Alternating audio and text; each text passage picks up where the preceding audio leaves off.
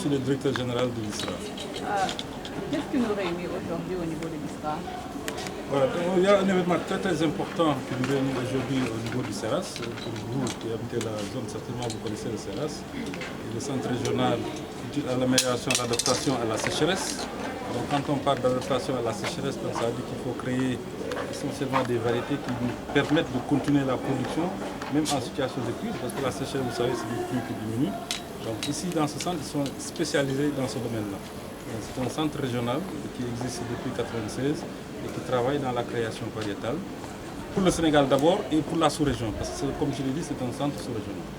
Donc chemin faisant, avec tous les partenaires avec qui nous travaillons, notamment le CIRAD sous le CORAF, parce que le CORAF est si vous voulez, l'institution sous-régionale qui coiffe un peu le CERAS, nous travaillons avec beaucoup de partenaires. Le CIRAD a été l'un des premiers partenaires du CERAS à mettre en place ce qu'on appelait la base centre arachide, qui permettait de créer beaucoup de variétés que vous avez vues ici. Ce sont des variétés qui sont issues en termes de schéma de sélection qu'on avait, mais bien entendu en parlant d'adaptation à la sécheresse. Maintenant, le CERAS est monté en puissance, est devenu un CNS qui est un centre national de spécialisation dans le cadre du WOP.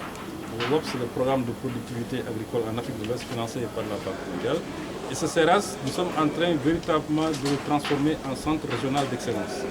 Qu'est-ce que ça veut dire? Ça veut dire que ça va être un centre de référence en matière de recherche et d'adaptation, en tout cas aux conditions climatiques, parce que maintenant on parle de changement climatique. Et ça va servir toute la sous-région, pas uniquement le Sénégal, mais toute la sous-région. Et aujourd'hui, nous sommes en train de signer un important protocole entre les différents partenaires, notamment le CORAF, comme je l'ai dit, donc c'est sous l'égide du CORAF, avec le CIRAD, un partenaire scientifique du Nord, avec l'Université de Thiès, parce que nous sommes ici à l'ENSA, et l'ENSA est membre du CNS du Sénégal, avec quel partenaire encore? Je crois que déjà, donc, plus maintenant, les partenaires qui sont dans la sous-région. Donc, les partenaires qui sont ici au Sénégal vont commencer à signer le protocole et on va faire en sorte que nos partenaires qui sont dans la sous-région nous rejoignent dans ce protocole-là.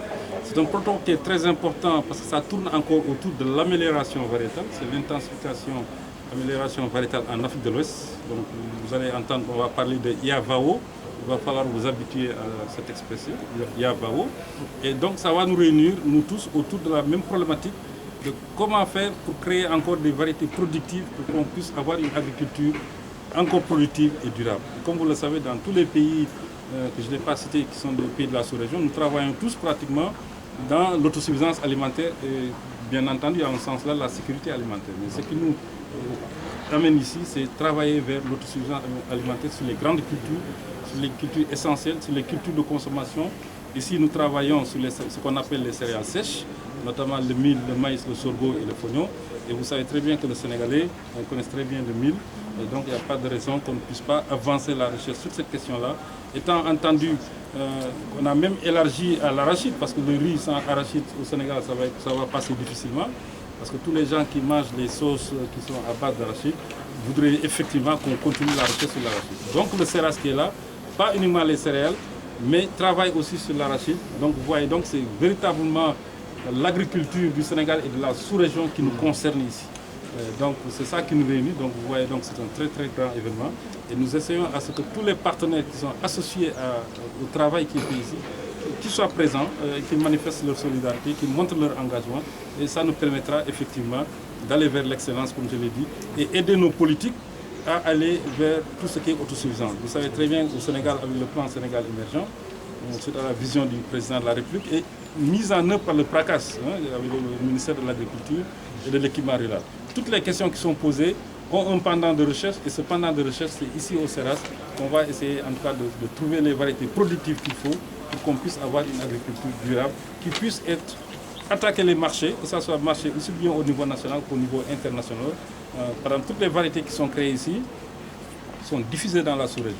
Les sorgho, on a créé ici 5 variétés de sorgho santané, donc du sorgho dont la farine pourrait aussi bien remplacer maintenant farine de mil, mais ces variétés sont en train d'être diffusées dans la sous-région. Donc vous voyez donc véritablement Nous sommes dans un centre qui monte en puissance, qui est un centre d'excellence pour la sous-région.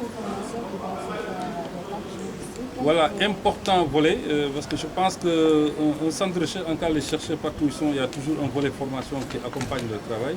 C'est ce qu'on appelle la transmission de connaissances. Nous ne sommes pas jaloux de nos connaissances, au contraire, nous sommes très larges en matière de connaissances et nous formons les jeunes à toujours prendre la relève. Au niveau du WAP, qui est le programme de production dont je vous ai expliqué tout à l'heure, il y a un important objectif de formation de PhD et master au niveau sous-régional. On m'a annoncé que maintenant il en faut 1000 en 2018. 1000 formés dans la sous-région et il y a 13 pays et chaque pays donc, si vous divisez, est responsable d'un certain nombre. Déjà au Sénégal, on est à plus de 100. Si vous regardez les allocataires de recherche que nous avons ici au CERAS, dans les autres centres de l'ISRA et à l'ITEA, donc nous avons plus de 100 masters et doctorats qui sont actuellement en formation. Donc ça veut dire que nous, cet indicateur de performance, nous avons réglé ça. Et c'est ça, ça rentre dans ces perspectives. Vous voyez aujourd'hui ici une importante session de formation autour du séquençage, de tout ce qui est analyse de données, la bioinformatique. Pour vous dire qu'on est encore à la pointe de la technologie, parce que nous travaillons sur des outils biotechnologiques qui nous permettent d'aller très vite dans le processus de sélection. Et ça va encore renforcer en tout cas tout ce que nous avons comme atout dans la sous-région pour pouvoir attaquer les problématiques qui nous sont posées, aussi bien en termes de changement climatique, en tout cas toutes les questions qui sont posées à l'agriculture pour qu'on puisse donner des solutions. Travailler sur la mise au point d'innovation technologique qui puisse nous donner une productivité suffisante pour notre développement. Combien de chercheurs sont